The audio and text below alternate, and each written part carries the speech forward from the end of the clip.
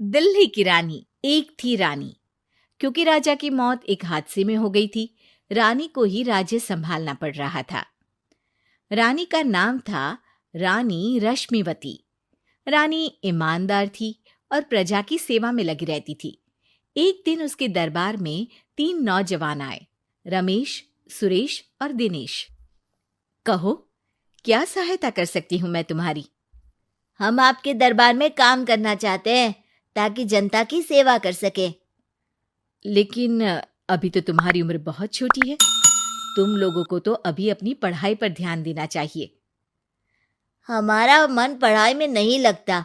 माता पिता को लगता है कि हम किसी के लायक नहीं हैं और हम साबित करना चाहते हैं कि हम लायक हैं। उत्साह बहुत अच्छा है, मगर अभी उम्र कच्ची है तुम लोगों की। अरे उम्र से क्या होता है रानी जी? शास्त्रों में लिखा है कभी किसी के ज्ञान को उसकी उम्र के आधार पर नहीं देखना चाहिए। बात तो सही है तुम्हारी। और अगर सच में तुम अगर ये संकल्प करके आए हो कि तुमको यहाँ काम करना है, तो पहले परीक्षा देनी पड़ेगी।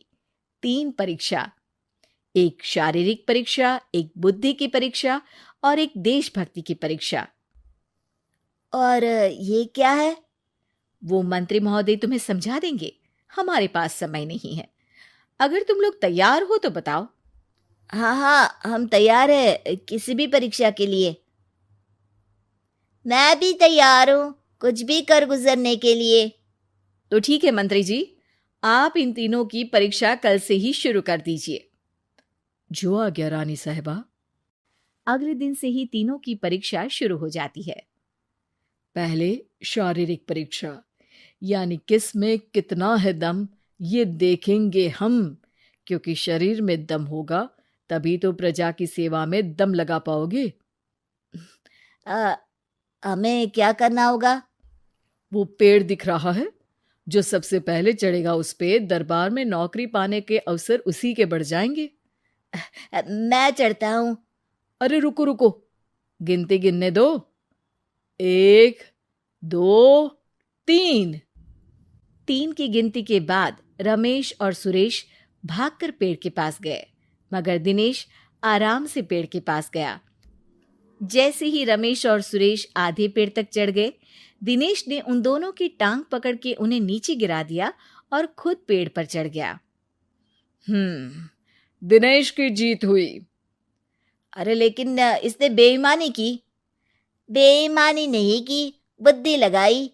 शरीर के दम के साथ दिमाग में भी दम होना चाहिए। क्यों मंत्री जी? हाँ हाँ, बात तो तुम्हारी सही है, लेकिन बात अगर बुद्धि की है तो बुद्धि की असली परीक्षा हम कल लेंगे। शाम को जाकर मंत्री रानी को सब बता देते हैं। यानी दिनेश उन सब में ज्यादा होशियार है। जी रानी साहिबा। अगले दिन तीनों की बौद्धिक परीक्षा का समय होता है। आज हमें क्या करना है मंत्री जी? थोड़ा सब्र करो, कल जल्दबाजी में ही हारे थे तुम। सही कह रहे हैं मंत्री जी। अरे तू क्यों ज्यादा बोल रहा है? तू भी तो हारा था ना कल। ए दिनेश, ज्यादा होशियार मत बन। अरे अरे अरे, लड़ो मत। आज की परीक्षा पर ध्यान दो। आज की बौद्धिक परीक्षा में ये कुछ बोरे हैं, कुछ में नमक है और कुछ में रुई। जिसको जो ले जाना है उठा लो। देखते हैं कि कौन जल्दी से कोई भी एक बोरा नदी के उस पार लेकर जाता है। समय शुरू होता है अब। तीनों बोरों की तरफ बढ़ते हैं। सुरेश, नमक की बोरी भारी है, ले जाने में मुश्किल होगी। हाँ हाँ, सही कह रहा है, रुई हल्की है, हम दोनों रुई लेकर चलते हैं। अरे भाई, मैं तो नमक लेकर जाऊंगा। रमेश और सुरेश ये सोचकर हंसते हैं कि आज तो दिनेश हार ही जाएगा। दौड़ शुरू होती है। 1, 2, 3। तीनों नदी की तरफ भागते हैं। रुई में वजन कम होने के कारण रमेश और सुरेश आगे निकल जाते हैं और दिनेश थोड़ा पीछे।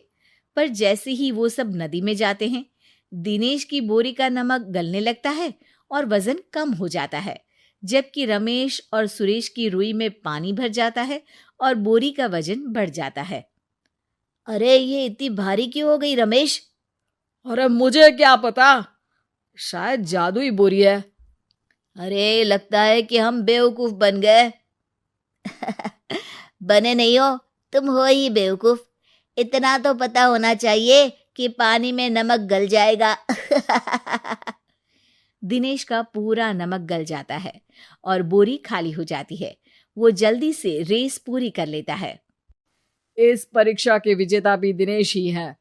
उसने दिमाग लगाकर दिखा दिया कि वो बौद्धिक परीक्षा में भी रमेश और सुरेश से आगे है। अब कल तुम्हारी देशभक्ति की परीक्षा होगी, जो स्वयं रानी मां लेंगी। रात को फिर मंत्री रानी के पास जाकर बता देते हैं कि आज की परीक्षा में कैसे दिनेश ने अक्लमंदी दिखाई और बौद्धिक परीक्षा में भी उसी की जीत हुई। अरे वाह, दिनेश तो हमारे बहुत काम आ सकता है। हम उत्साहित हैं कल की परीक्षा के लिए। वो तो ठीक है रानी साहिबा, लेकिन हमने सुना है कि पड़ोसी राज्य का राजा आकाशदीप हमारे राज्य की सीमा में घुसपैठ कर रहा है। ये तो चिंता की बात है। हमें जल्द ही कुछ करना चाहिए। अगले दिन रमेश, सुरेश और दिनेश अपनी आखिरी देशभक्ति की परीक्षा के लिए दरबार में आते हैं। प्रणाम रानी साहिबा। नमस्कार रानी जी। प्रणाम रानी माँ। हमने तुम्हारी परीक्षा पर गौर किया। दिनेश आगे हैं। हम तुम तीनों में से किसी दो को ही दरबार में काम दे सकते हैं। किसी एक को आज जाना होगा। तो देशभक्ति की परीक्षा के लिए तैयार हो? पूरी तरह से। मैं तीनों से एक ही सवाल करूंगी। जिसका जवाब सबसे सही लगेगा उसे तो नौकरी मिल ही जाएगी। फिर दूसरे सबसे सही जवाब देने वाले को भी काम मिलेगा। आप लोगों का समय शुरू होता है अब। ज्यादा सोचने का समय नहीं होगा। जो मन में पहली बात आए उसका जवाब दे। तो सवाल यह है कि तुम इस मिट्टी के लिए क्या कर सकते हो? मैं इस मिट्टी को साफ रखूंगा। यहाँ के लोगों के भोजन की कमी को मैं पूरी करूंगा। मैं यहाँ के लोगों को गले लगा लगा के उनको खुशी दूंगा रानी माँ, और गरीबों के लिए घर बनवाऊंगा। मैं इस मिट्टी के लिए किसी की जान भी ले सकता हूँ रानी माँ। मंत्री, दिनेश को एक तलवार दो। जी रानी जी। दिनेश, पड़ोसी राज आकाशदीप की जान तुम्हारे हाथ में है। जाओ, अपना काम पूरा करो।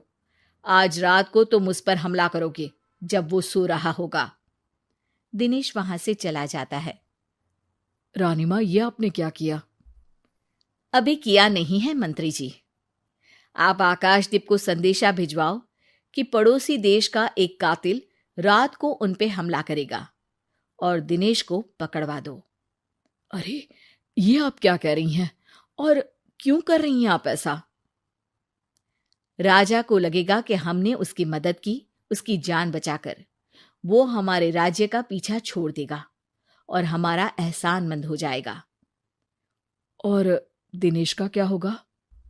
इस राज्य को दिनेश जैसे शातिर और लड़ाकू लोगों से ज्यादा जरूरत है ऐसे लोगों की, जो लोगों को खाना खिलाने की और खुश करने की बात करे। और ये गुण सुरेश और रमेश में है। इन्हें नौकरी दे दो। दिनेश बहुत चतुराई से नौकरी हड़पना चाहता था, जिसके लिए उसने रमेश और सुरेश जैसे दोस्तों का भी नुकसान किया। पर रानी ज्यादा चतुर निकली। उसने एक तीर से दो निशाने लगाए। दिनेश जैसे खूंखार युवक को राज्य से बाहर करवा दिया और पड़ोसी राजा आकाशदीप को अपना एहसानमंद कर लिया। पूरा दरबार